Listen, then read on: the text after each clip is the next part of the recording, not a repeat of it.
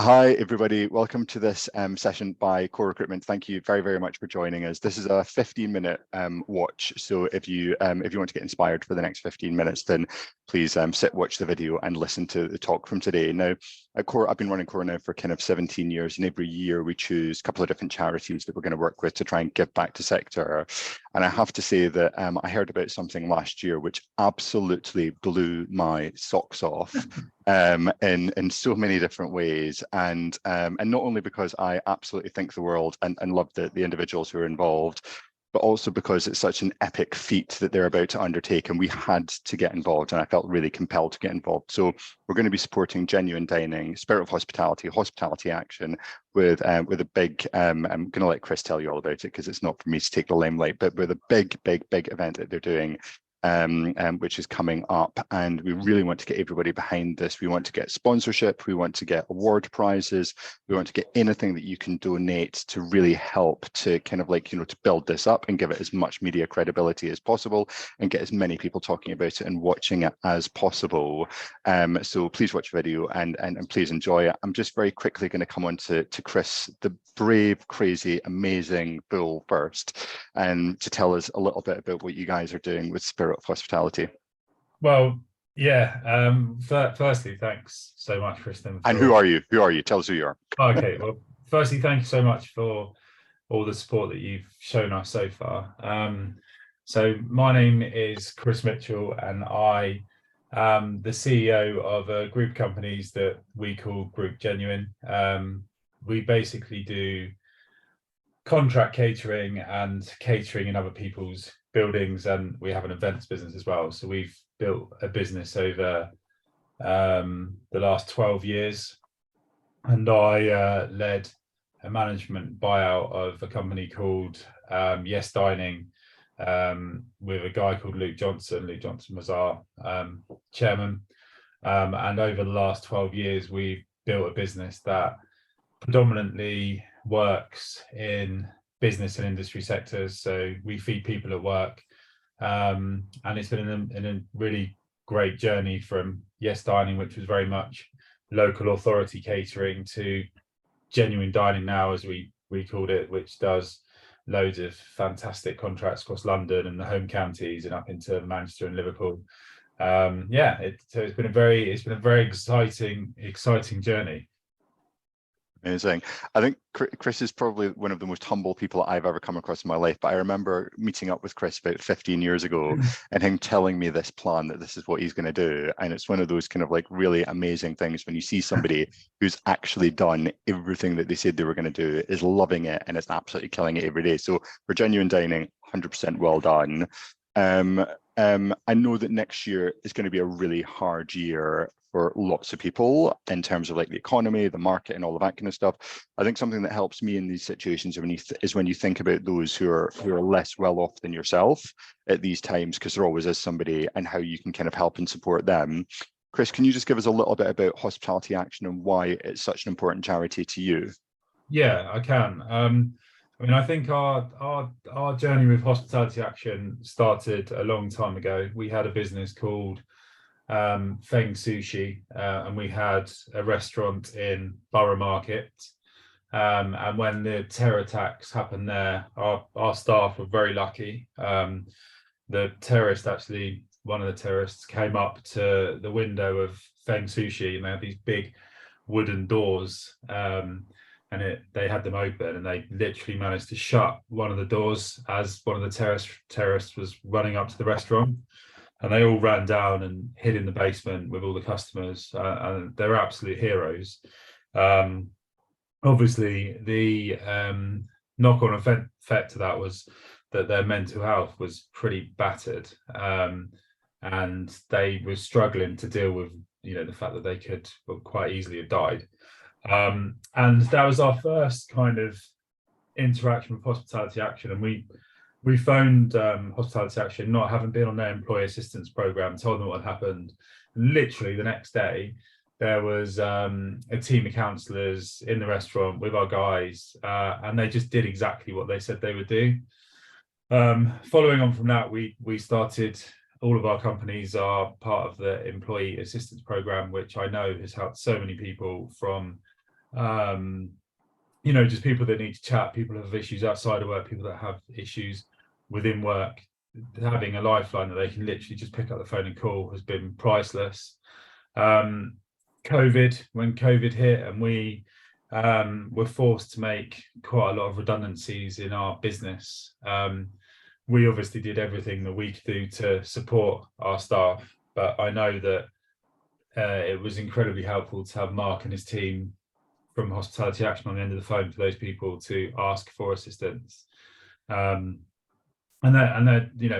they were fantastic over that period of time. And I think that was probably where we, myself and Robbie, thought it would be a good idea to give something back to Hospitality Action, because they were being so good to our whole sector. And I think our vision was that we needed to do something crazy to make people part with the amount of money that we wanted to make. We've always done the London to Paris bike ride, which has always been very successful, but there's only times you can go out and say, will you sponsor me to do a London to Paris bike ride? Everyone's kind of like, we've done it. But I think the goal was to do something big for Hospitality Action, because they had done something so massive for our whole sector. And that was when we found the row, which we'll come on to in a bit. I think now more than ever, the reason for doing it was COVID, and because COVID had made such a big difference to people's lives in our sector. And I think now the cost of living crisis is actually much more damaging for hospitality people. And I think they need help. Hospitality Action need support more than ever. And we spoke at the Food Service Katie's and said something very similar. But I do think Hospitality Action are our industry's lifeline. And I think in stats, they've already experienced a 30% increase in applications for financial support, which is huge. And more than 50% of applicants can't keep up with household bills or rent. And that does mean that these people could lose their homes and not be able to live. And what's even more concerning is that 35% of those applicants are also saying that they have or stating mental health is as an issue as well. And I think that when we think about it and we talk about it with our clients, these are these people that are struggling are our baristas. They are our kitchen porters and chefs, and from all levels. And I think it's it is a real problem that we have to deal with. And I think cost of living crisis for me is much more serious for our guys than COVID was. Excellent. Thank you very much for that, Chris. I just would so Chris doesn't just have a mansion house kind of like behind him on screen. Yeah, we've got a couple of images. Exactly. Weekend home. Exactly. But I'm just going to ask Chris to move ever so to the side so you can see a little bit of the boat, which is epic. There's photos of the boat here as well. And Robbie, if you just want to introduce yourself at this point and show your picture of the boat behind you too, and then we can watch the video, that'd be great. Yeah, brilliant. I'm Robbie Laidlaw. I started with Genuine Dining about 5 years ago. I'm the business development director, and Chris and I decided to row the Atlantic together in the depths of COVID. And this is our beautiful boat here, Maria, moored in Leamington before we set off on one of our training rows earlier this year. Excellent. So what we're going to do, we're going to watch the video now, and then we're going to come back. I love the fact that Chris, we wanted to do something crazy. So watch this video and you will understand where he's coming from. Here you go.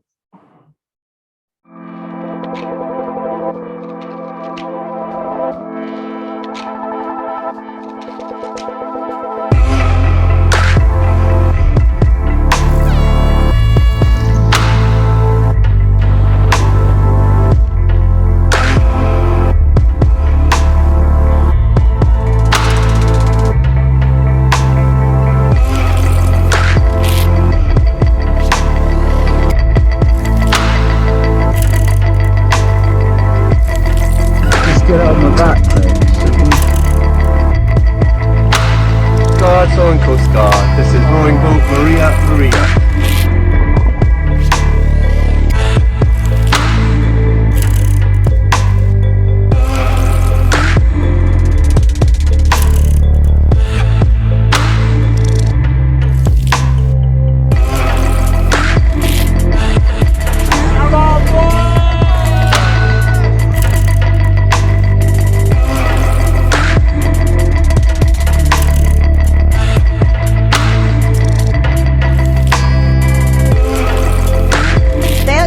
the world's toughest row.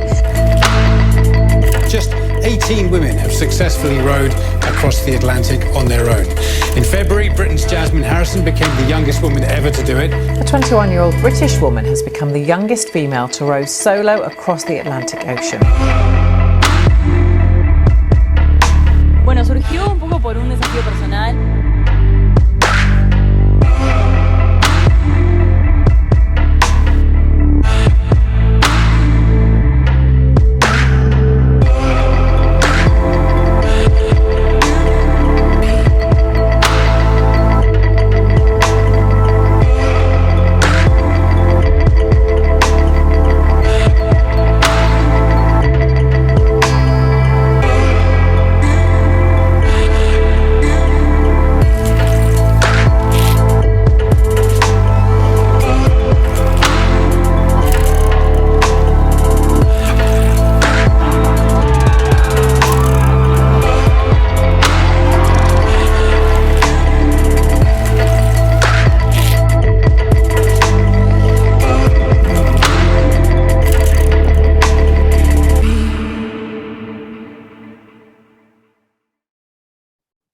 I mean, wow, right? Absolute wow. I did make a very bad joke to Chris when I saw him recently at an event that for my midlife crisis, I wrote a children's book and he's taking on rowing the Atlantic.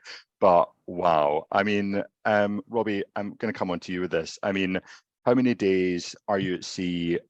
How big are the waves? I mean, just tell us a bit about it. Well, how long is it going to take us? It is completely down to the weather, to be honest. We are very much at the mercy of the ocean and the weather. So teams have been out there for over 100 days. Chris and I obviously want to do it in a lot less. I think a number in our head, we're looking at around 40 days.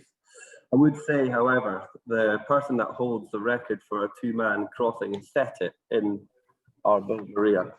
He did it in 32 days. I'm not quite sure he'll be able to emulate that feat. So we're looking at around 40 days. But the weather very much dictates exactly where we're going. We leave on the 12th of December.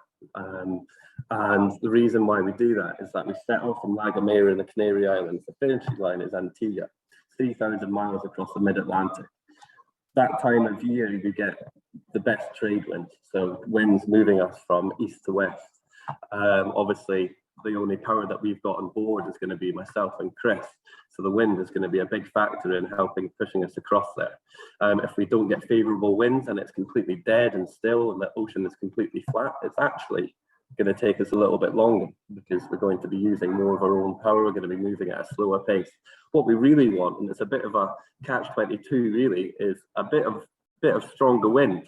It does mean that the waves are going to pick up, but that means they're going to be moving a little bit faster and the crossing is going to be a little bit quicker. Previous teams have experienced 20 to 30 foot waves, which is pretty daunting. Our boat, so it's really low in the water. It's only 7 meters long and maybe only half a meter off the water that Chris and I are going to be sitting on. So when we're faced with 20, 30 foot waves, we're going to feel incredibly small in a ginormous ocean. So the weather is a bit of an odd one. We obviously want the big waves to move us along, but also Chris and I haven't experienced big waves. We can't really get into the middle of the ocean on training rows. We can only really go as far as the weekend can limit us. So we've done a couple of Isle of Wight rows where the waves, I think maybe we've experienced a couple of meters, and even in a couple of meters it gets pretty scary when we're sitting on the row, especially when it's dark. So you can imagine in the middle of the Atlantic with 20-foot waves coming from all angles, we can't see them because it's just pitch black. It's insane. So can I just ask you, Robbie, like, you know, young guy, blah blah blah, you get home and you tell your parents about this, and like, what was the reaction? Were they like run screaming as fast as you can, or are they from a rowing family? No, not at all. Well, Chris and I certainly are not rowers. We didn't set foot in a rowing boat. I certainly had never set really foot in a boat until we decided to take on this challenge. We learned to row in Fulham on the Thames in fine boats. So no, not from a rowing family, not from a sailing family whatsoever. When I told my parents, it was a bit of shock and disbelief, to be honest. I think they always knew I like doing crazy things, but this is maybe a step further than they ever anticipated. My mum thinks, and I can't show this video if I tell you this, my mum thinks that there's a support boat that tracks every single boat. So we're going to have a yacht style support boat next to us the whole time, which of course we're not going to have. We're going to be completely unsupported while we're out there. Just Chris and I in a small boat. Robbie, you're on the edge. I'm not going to say what I was going to say. You are on the edge. But just to clarify, you're aiming for 40 days, but this can take up to 100 days. I think, I mean, if it takes 100, I mean, I can't put up with Robbie for 100 days. And likewise, I mean, we'll be getting rescued by some sort of cargo ship if it's anything like 100. I mean, I think it could well take, but it could well take 50 days. Like 50 days would be, would be very possible.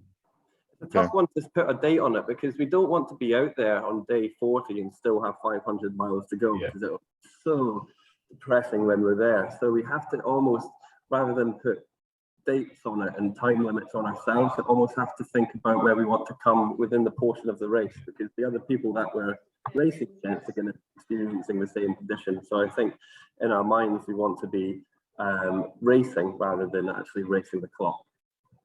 And tell us about the training regime, Chris. I mean, how much of your time is this taking? How intense is it? What are you putting into it? I think the training is obviously pretty extreme, more than I've ever done before. But I think in terms of the time, what I've worked out with anything in life is you just get less sleep. So I get up earlier. I mean, I've obviously got 3 kids as well. So for me, up at 5, in the gym at 6, out the gym at 7:30, work all day, try and get home and see the kids if I can. So I think that the sort of gym-based training is relatively straightforward. It just takes time. I don't think there's any shortcuts. Lots of rowing machines. And then, the worst thing is, me and Robbie have both discovered that we hate rowing. It's just a really monotonous, boring thing to do. So that didn't help. That when we were like, let's row the ocean, it's going to be brilliant. And then you're sat on a rowing machine for an hour and you're just thinking, this is so dull. So I think maybe we're too far in now to turn around, but rowing on the sea is much more interesting than rowing on a rowing machine. But still, I think, Robbie spoke about the sort of physical challenge. It's actually, I'm more concerned about the mental challenge of the monotonous of just seeing blue or black for 35 days.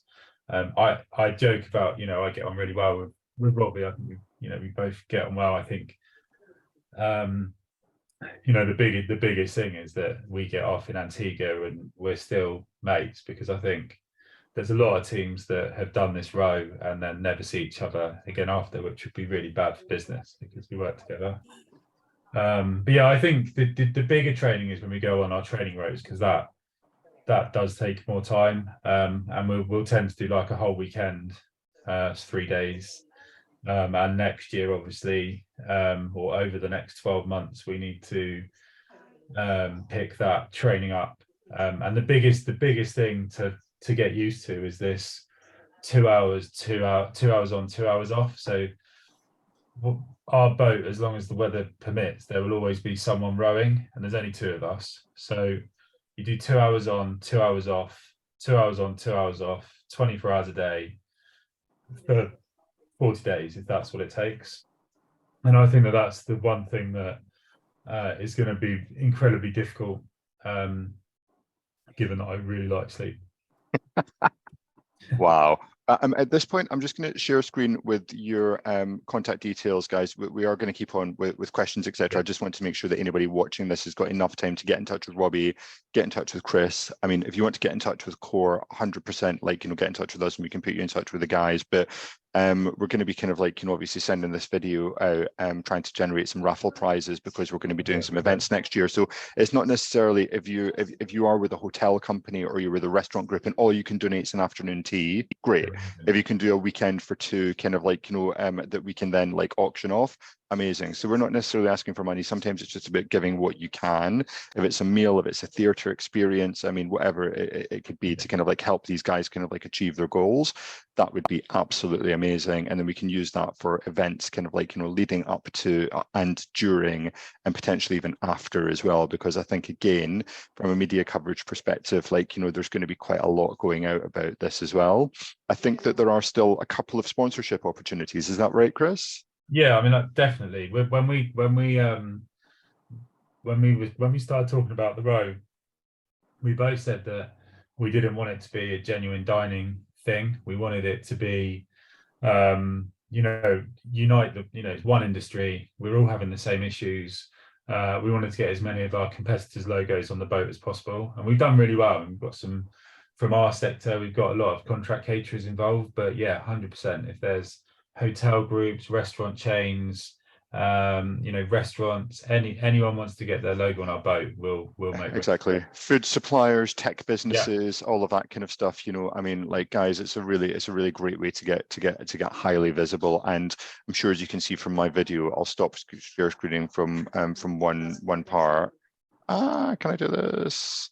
On ours, I think you can see that our logo is there on the other side of kind of like Chris's head. That space is gone, but there's plenty of other ones, and I think he's actually going to have one on his oar as well, so you could be on Chris's oar with him just staring at you all day. Potentially the worst marketing opportunity of your entire life, because he's probably never going to want to look at that oar again. However, it's great product placement as well. Last couple of minutes, guys. I mean, and I think we've spoken about some of this personally at events and stuff, and Robbie's mum, if you're watching, please switch off now. But, you know, in terms of like some of the things that can happen on board, and just really, I mean, I don't want to freak anyone out and all of that kind of stuff, but this is a life-threatening thing. This is a major challenge, and I think it's really important that people understand that. Robbie, do you want to give us kind of like any insight as to what's happened previously?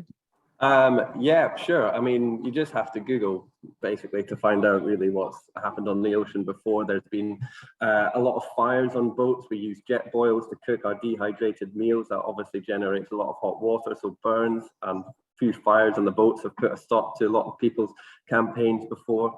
The waves, obviously, and the storms that we can get into if we do encounter a storm. Chris and I have to lock ourselves away in the cabin, which is basically at the mercy of the ocean at that point, no control over the boat.